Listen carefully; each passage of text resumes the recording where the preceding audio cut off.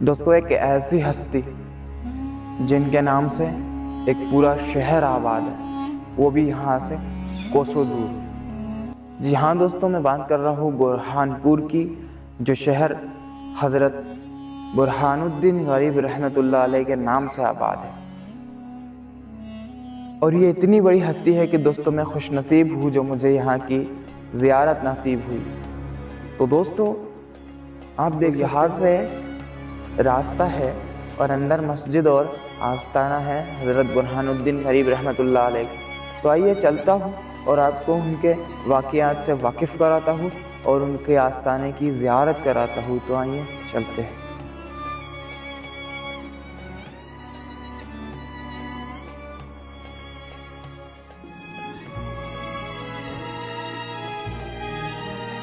काफ़ी पुराना गेट है। बिस्मिल्लाह, देख रहे हैं।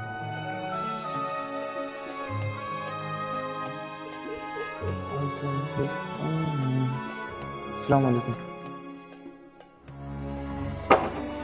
फजर का वक्त है और नमाज बाद गेट खोला जा रहा है। बिस्मिल्लाहिर्रहमानिर्रहीम। दोस्तों आप देख सकते हो जो प्रवेश द्वार है, यहाँ पर ये दुनिया के बेस्ट कीमती पत्थर, ये मक्का शरीफ का पत्थर है और ये अलग अलग जगह के दुनिया के बेस्ट कीमती पत्थर यहाँ लगाए गए हैं। तो आइए हम आपको आस्ताने की ज़ियारत कराते हैं। रहमान रहीम। हज़रत बुरहानपुर जो बसा है, हज़रत बाबा बुरहानुद्दीन गरीब रहमतुल्लाह अलैह, इन्हीं के नाम से बसा है। तारीख़ के किताबें हमें ये गवाही देती है। तो हज़रत बाबा बुरहानुद्दीन का बुरहानपुर शहर से क्या वास्ता है? आप जब दिल्ली से आए थे जी, तो होते हुए मध्य प्रदेश बुरहानपुर से जो है तो आप होते हुए आए थे। तो बुरहानपुर आप ही के नाम से बसा हुआ है और आप ही ने बसाया था बुरहानपुर, बाबा बुरहान जी, आपने बसाया था, इसके लिए आप ही के नाम से बुरहानपुर बसा हुआ है। और जैनाबाद जो है 22 ख्वाजा के नाम से जो है तो सैयद जैनुद्दीन दाऊद हुसैन सिराजी 22 ख्वाजा जिसको कहला जाता है, तो जैनाबाद है बुरहानपुर में, वो आपके नाम से बसा हुआ है। आपने का दरवाज़ा बुरहानपुर को कहा गया था। तो दक्षिण भारत में जो भी दिल्ली से या फिर पश्चिम भारत से जो भी आता था, तो वो दक्षिण भारत में आने के लिए बुरहानपुर से उसे आना पड़ता था, चाहे वो कोई भी आए।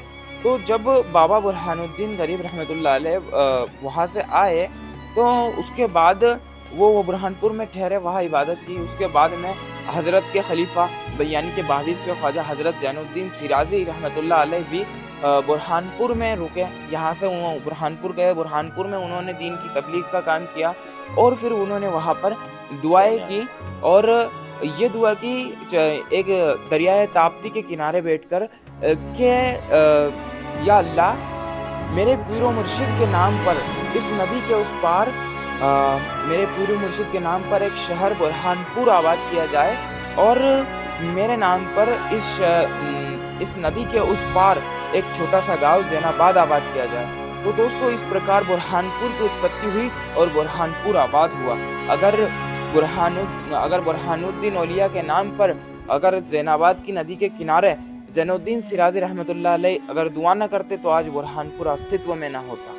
तो हम आपको अब हज़रत साहब का आस्ताने का ज़ियारत कराने वाले हैं। तो आइए चलते हैं।